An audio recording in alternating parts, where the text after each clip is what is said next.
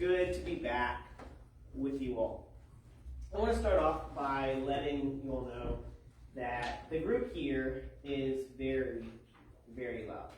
I talked to quite a few brethren in Minnesota when we got to be there on the 18th, and they were very concerned and interested and wanted to know how you all were doing.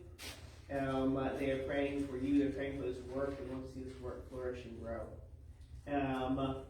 And I was struck by the affection that they expressed for you all. Some of them visited with you all, some of you know you all from Minnesota camp, and you all mean a lot to them. Also, when I was in New York, there were some brethren who were familiar with the group here.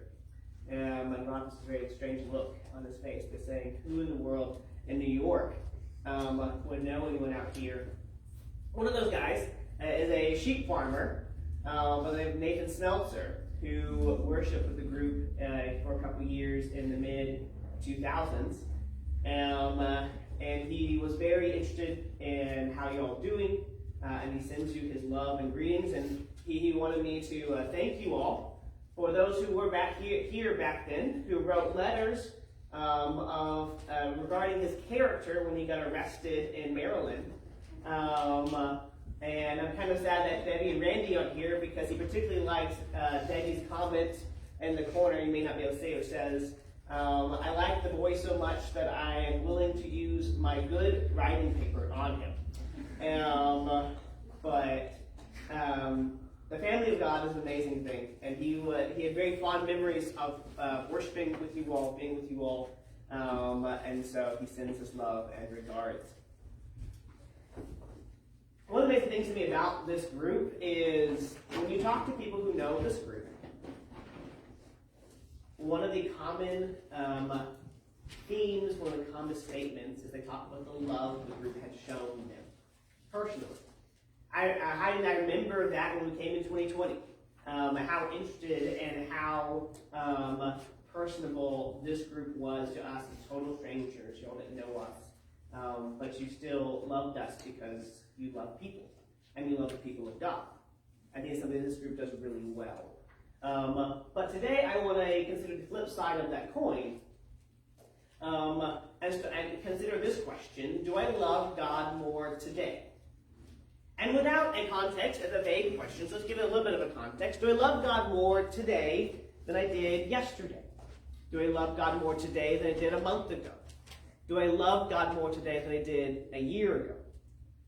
I'm not big on New Year's resolutions. For one, I'm the kind of guy I think that thinks if something's worthy of resolution, then it's probably worthy of resolving that sooner rather than waiting to the new year. Also, many New Year's resolutions end up going unfinished and undone. And so why not just decide to resolve it today and keep working on it until we get it done? But I am one for introspection. I do like to, at the new year, reflect on my previous year, what I accomplished, what I failed in, how I can grow, and what I should be doing moving forward. And so today I want us to consider this question: do I love God more today? Growing up, I would not even ask this question. I had a very stagnant view of the Christian faith. I had a very really dead view of the Christian faith. Then in my mind, the Christian faith, I think I've used this analogy before, was like this high mountain plateau, and you're trying to get to the top by doing good things, and you didn't fall off by not doing bad things. And that's just what it was. There was no growth, there was no development, there was no maturing, and that's not at all what the Christian faith is. And so I would have asked a question like this when I was younger. But today I want us to consider what it looks like to grow in our love for God. The Bible spends a lot of time. It spends chapters and chapters and chapters describing, depicting, telling stories about the love God has for people to help us to try to understand what Paul calls the unknowable love of God. In Ephesians 3, he has this prayer where he wants them to know what that cannot be known. He wants the Ephesian Christians and all Christians to understand just how deeply God loves you, and that's not really possible for us to truly grasp. But a little less attention is also given to the instruction for us to love God. And so I want us to consider that today. And to answer that question, do I love God more today, or how do I love God more today than I did in the past? I can answer 3 other questions. First off, I have to consider, what is the standard, what's the metric, what's the ruler we use to try to understand if I'm living up to the expectation of my love for God? The second question is, okay, once I understand what the standard is, what the goal is, how do I grow in that? How do I get better at that? What do I do? What does it look like to love God more today than maybe yesterday, the day before, and the week before? And then finally, at what point have I obtained the standard? At what point have I reached the end? At what point have I finished the goal? So we'll be considering those 3 questions as we consider how we love God more each day. And the answer to the first question is relatively simple. Matthew mentions it, Mark mentions it, Luke mentions it. In fact, he mentions it in the Old Testament in Deuteronomy 6. In Matthew 22:37, Jesus talking to a Pharisee he said to him, "You shall love the Lord your God with all your heart, with all your soul, and with all your mind." This is to the question, what is the greatest commandment? And he is quoting Deuteronomy here when he says this. And if you read Mark and Luke's account, you also get the word strength in there as well. But for sake of time, we'll just use Matthew as our template and think about these 3 ideas. But this is it. Here's a standard. To love God with all of your heart and all of your soul and all of your mind. And I can tell you, I'm not there yet. Can I really say God has all of my heart? That God has all of my mind? That He has all of my soul? That I'm loving Him with all of these pieces of me. And I'm not there yet. So how do I grow in that? How do I get better at that? Well, I want to start off with the consideration of what it means to love God with all your mind. And there's a lot of text we could look to, but I just want to consider 1 John chapter 4, because I think there's several insightful things we can draw out of this reference. 1 John chapter 4, where he says, "The one who does not love does not know God, for God is love." Now, I think John's main point is to highlight potential hypocrites, where people are saying they know God, but they're not living in a loving way. I think that's his main point here. But I think there are some secondary points that can help us as we consider this question. How do I love God with my mind? Notice how you can rephrase this statement to say, well, if I know God, then I will love. The one who knows God will also love, will know love. That it is impossible to know God and not know love. And it gives an explanation for why. God is love. So you can't know God and not also know love. You can't know God and also not be a person who is growing in love, practicing love, seeking to love others. He makes this point several times in the book of 1 John, and with different wording, different verbiage. But think about this. If I know God means I love, and that I cannot love in any capacity without knowing God. That includes loving God Himself. So if I have to know God to love anyone or anything effectively, when the Bible talks about it, it also includes if I'm going to love God effectively, I have to know Him. And in fact, I think one of the things you can draw out of here is that similar to the statement of loving with all your mind, is that part of loving God is knowing Him, is trying to know Him, is trying to understand Him, is trying to comprehend who He is. This is a point I've made in other classes and sermons. But I make it repeatedly because one that I missed growing up. I grew up in a Christian home, and this is something that I don't know, was just maybe wasn't talked about, or maybe I was just too airbrained to catch it. But knowing God is part of loving Him. When He calls us to love Him with all of our mind, He wants us to use our mind to seek to understand who He is, to understand His character. So we ask questions like, what is God like? What is His nature? What is His character? What does this mean about Him? And maybe why is He like that? Or where you might ask that question more likely is, if you look at the commands of God, or the principles God gives, well, why does He care about that? Why is this important to Him? What does this command tell me about God? And I think one of the really significant ones that we ask is, And how do my responses to those commands, how do my responses to his nature and character affect him? It is very easy to slip into the mindset, I know I can, that God is some distant being that is unaffected by what I do, by what I say, and doesn't care. It's very easy to slip into the mindset that God is some this disconnected judge just waiting to strike you down lightning when you make a mistake. But that's not the way the Bible pictures God here. The way the Bible pictures God is emotionally connected to his people. And not just those who claim to be his people, those who are actually doing his will, but even those who are in rebellion against him. That God loves all of mankind. That he is angered by what people do. He is satisfied by what people do. He is joyful. He is sorrowful. Ephesians chapter 4 makes the point that we can sorrow the Holy Spirit by our actions.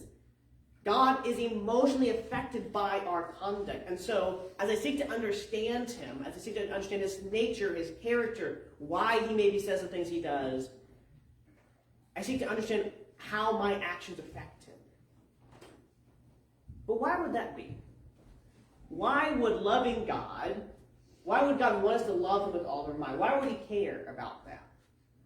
Well, let's draw an analogy, really just an analogy that God has already drawn for us. He makes the point in Ephesians 5 that marriage is intended to help us better understand God and our relationship to him. And so, considering that, look at 1 Peter chapter 3. 1 Peter 3 verse 7 says, "You husbands in the same way, live with your wives in an understanding way." Some versions will say, according to knowledge. Live with your wives according to knowledge. So husbands, raise your hand if you find this super easy to do. Why don't I see any hands? Because people are complicated. Our wives are complicated. God made men and women differently. But does it change the fact that God still calls us as husbands to seek to live with a wife in an understanding way? Now, I don't know about you wives, but I know my mom frequently referenced this verse in conversations with my dad, usually in a jovial context, but it was always a little bit of seriousness to it. I'm expecting that you wives appreciate this verse. I'm expecting that it means something to you. Why? Because you want to be understood. You want to be known. You want to be comprehended. Let me put another way. If I want to say, I love you, but I don't want to know anything about you. I don't want to know what you like or what you dislike. If I say I love my wife, but I don't want to understand why she feels the way she does, I don't want to comprehend why my actions affect her in that way, then I don't actually love her. Or at least I'm not loving her entirely. I'm not loving her with my mind. I'm not loving her with understanding. It is human, and by the way, guys do feel this way too, just not quite as strongly as girls. But it is human to want to be known. It is human to want to be understood. One of the hardest things when I talk to people who are in difficult marriages is to be in a marriage where your spouse does not know you and does not care to know you. It's an emotional weight and burden that's difficult to describe. And so God says, I want you to love me, and I want you to love me with all of your mind. Because he's the same way. We are made in the image of God. We're reflections of his nature and character, at least we're supposed to be. And so, just like wives and husbands want to be known, God wants us to know him. So that's one of the things for us to consider today, as well as into the future. Again, view this really as a survey, not a thorough discussion of all the ideas of the ways we can love God effectively. This is really kind of a survey of those ideas. So let's go back to some of those other points. So we're to love God with all of our mind, but also with all of our heart and with all of our soul. And I'm combining these because that's actually often how they are in Scripture. I was surprised that I didn't find very many places that separated loving God with all your heart and with all your soul. They're almost always together. And so we'll initially look at some of those verses together. There will be a couple things to highlight that might be a little bit different between these two. But one of the many ways this is used, how do I say that? One of the most frequent ways this is used, is a better way to say that, is in Deuteronomy 10, 11, Joshua 22. They all basically say the same thing, so this is just 11, 13. It says, "It shall come about, if you listen obediently to my commandments, which I'm commanding you today, to love the Lord your God and to serve him with all your heart and all your soul. So Deuteronomy 10, 11, and Joshua 22, and several other places basically say that exact same thing with some different words. But notice how he says, if you want to love God with all your heart and serve him with all your heart and soul, what does God want us to do? He wants us to be careful and pay close attention to his commandments.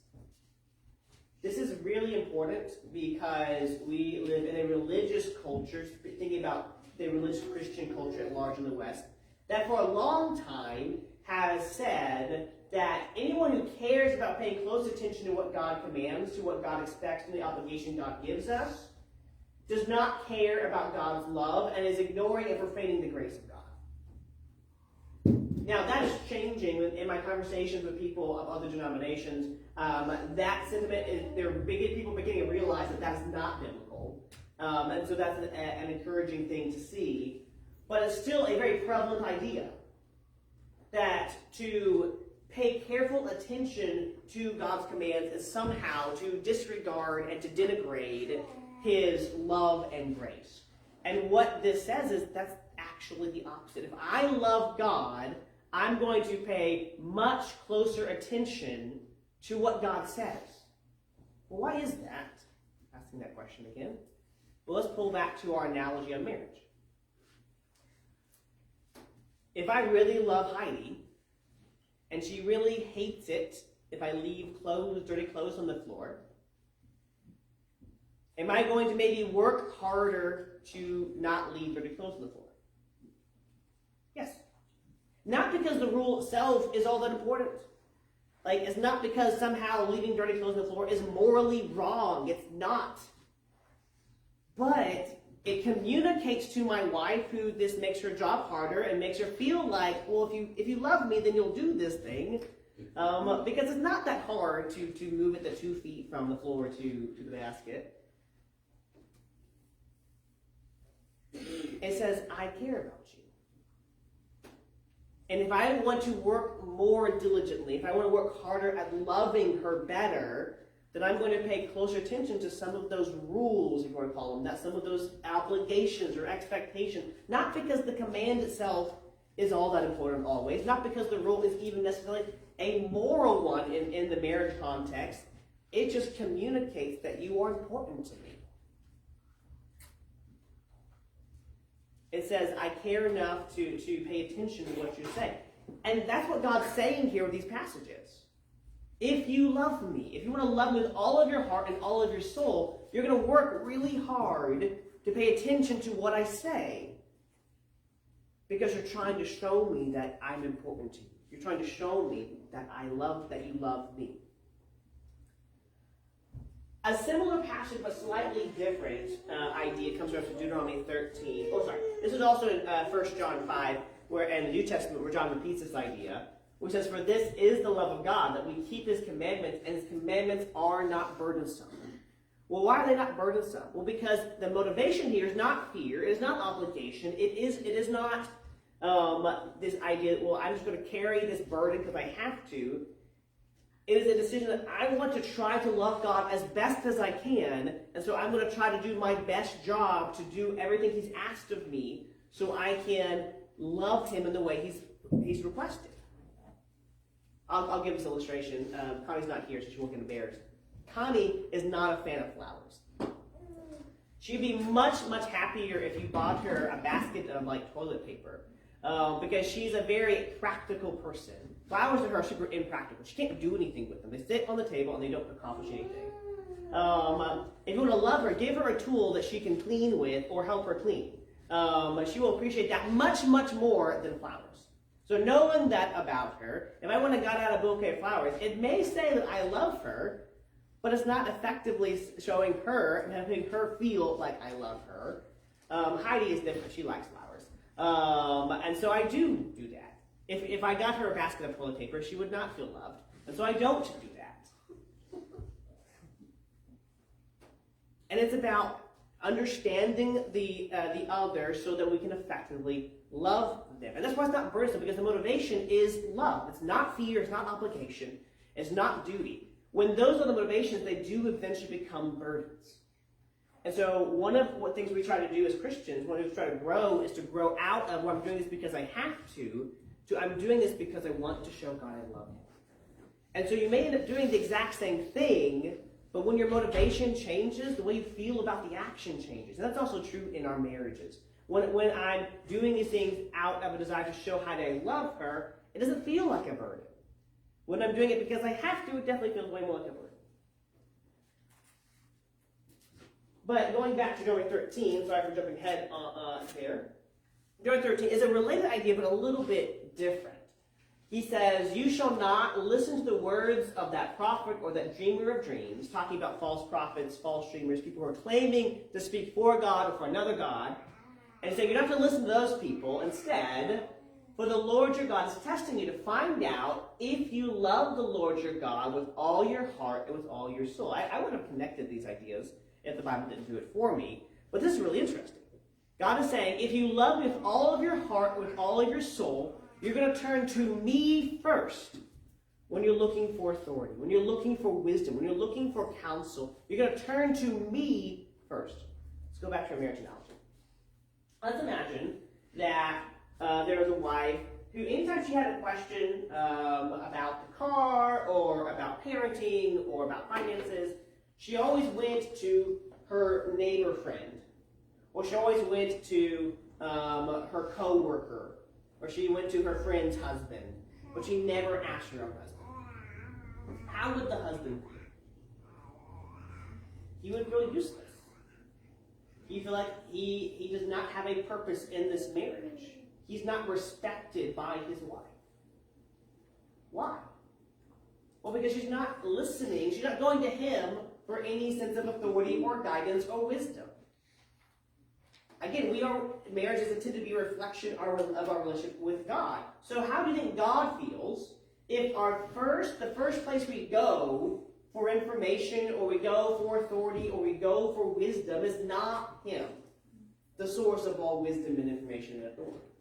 Then maybe we go to our favorite professor, or our favorite politician, or our favorite doctor, or our favorite financial advisor. But we first go to these other sources, and there might be important things they have to share, important wisdom they have to give. But we don't first go to God, either in prayer or in the study of His Word. And I realize there are some questions that God does not directly answer the Bible. It's not a science book. But it does have impact on how we see science. It does have impact on how we see our finances. It does have impact on how we see everything. And God's saying, I feel unloved if you go to the other sources. If you want to love me with all of your heart and all of your soul, you're going to come to me first. And you're going to rely on me first, lean on my wisdom first above anyone else. So, summing up this point, he says that if we want to love God with all of our heart and all of our soul, we're going to listen to God's authority first. We're going to carefully try to obey God's commandments out of love, not out of fear and obligation. All those are not sinful motivations, but they do make them feel like burdens versus joys. But I want to add this. I didn't turn this verse. But to add this, we're going to seek to love the people of God. In 1 John, he makes this point. He says, you can't love God whom you have not seen if you don't love the brother whom you have seen. And in chapter 5 of 1 John, he makes the point, actually connects the idea that obeying the commandments of God means loving the people of God. As the previous verse to the verse we referenced. Maybe put it in these terms. One of the things I really appreciate about this group, and one of the things I really appreciate about the group in Minneapolis, is how deeply they love my children.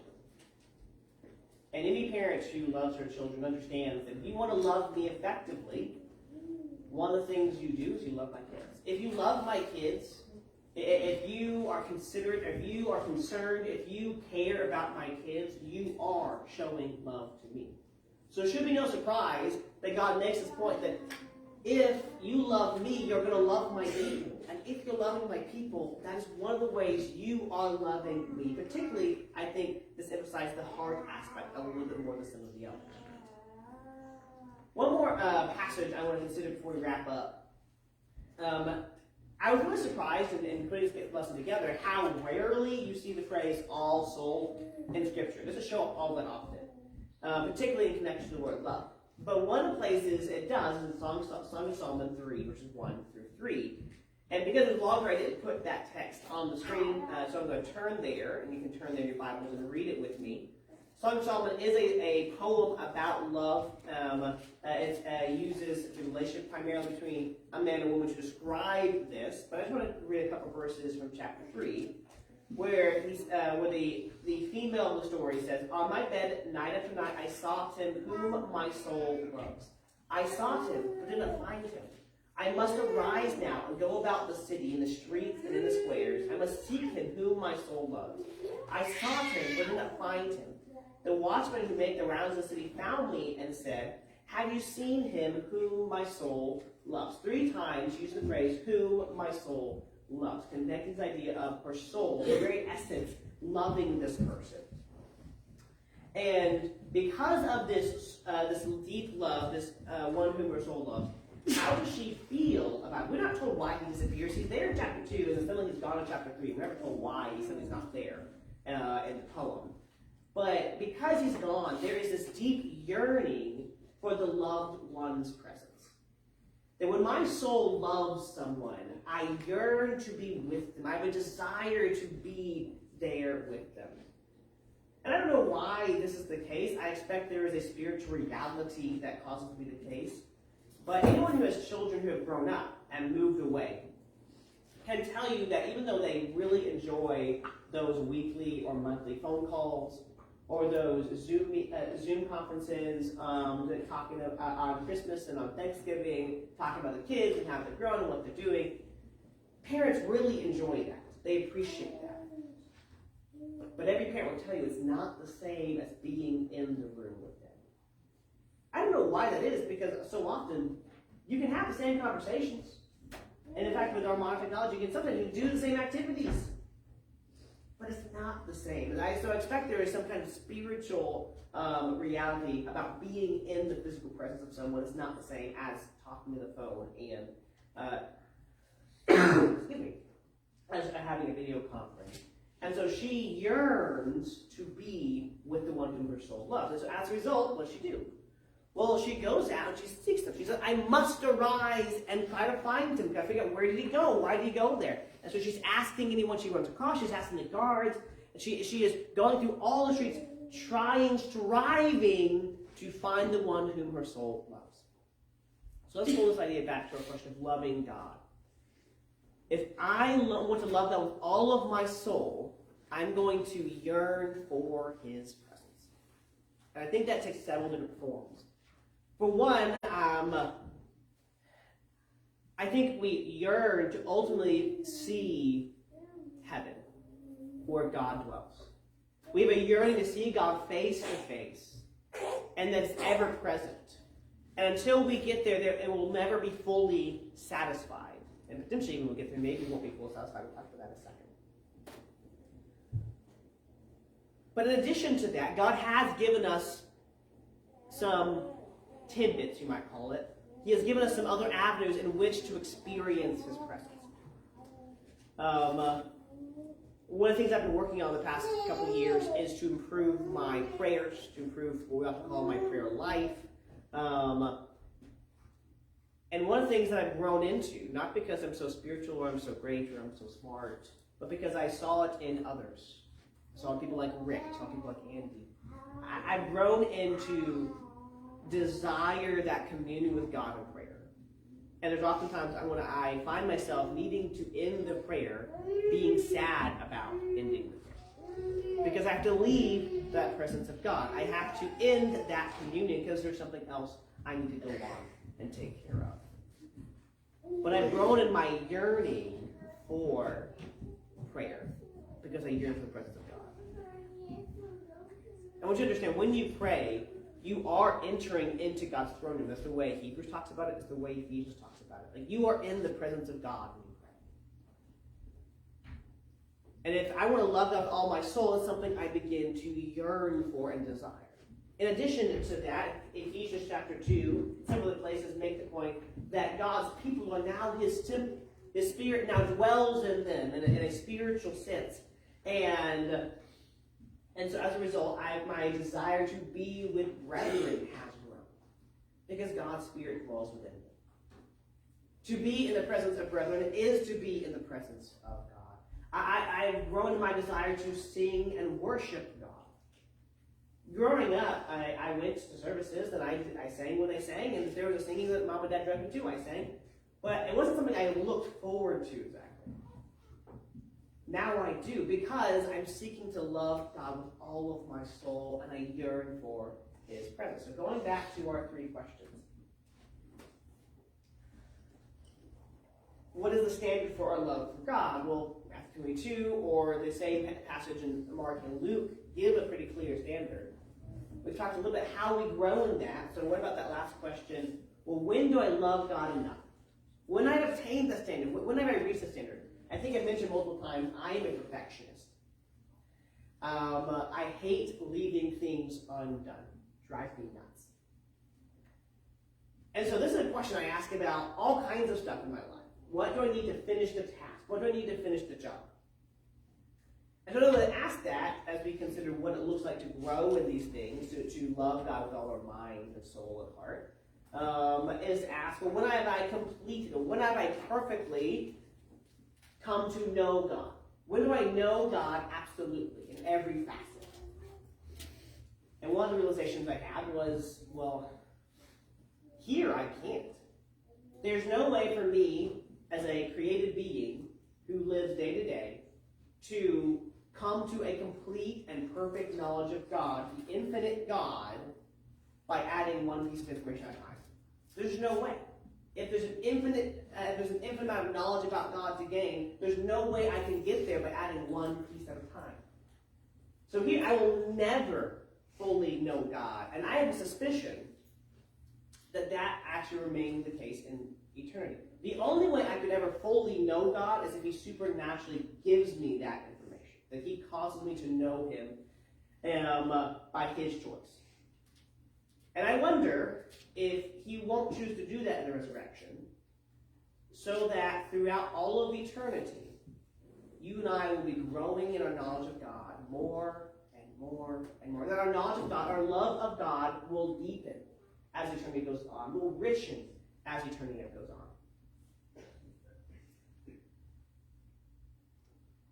The second point, that loving God with all your heart, well, I guess I will have reached the goal when I've learned to serve God perfectly. When I obey His commandments exactly as the way He would want me to, and I'm leaning on Him and trusting His word exactly the way, all the time the way He'd want me to. And maybe that will be perfected in heaven. But given the fact that in Genesis chapter 1 and 2, there is service, there's work for man to do in the garden before there's any sin, as a clear indication to me that there's going to be work for us to do, service for us to render. And I have a suspicion that one of the things God's going to want from His people in heaven is He's going to want us to grow in wisdom and effectiveness. Again, this may not be the case, but it's because then at that point God will have perfected us completely. Not because we attained it, but because God made us perfect, and so we have no room to grow in those ways. But the last one is the one that gets me the most. That I will love God with all my soul when He and I are perfectly satisfied with the time we spend. One of the things that I appreciate from my wedding day, we had a friend that gave us a very odd blessing. She said, I hope that today is the day you guys love each other the least. Sounds like a curse. But what she's saying is, I hope that every day and every week and every year in your marriage, your love for each other deepens. So that when you look years down the road at your marriage date and where you're at then, that how deeply you love your spouse is just not comparable. That you love her more, or you love him more than you did when you got married. And that's definitely been my experience. And it's been the experience of many Christians I've talked to who are older, who have been married 30, 40, 50 years. that they love their spouse and miss their spouse more now than when they first got married.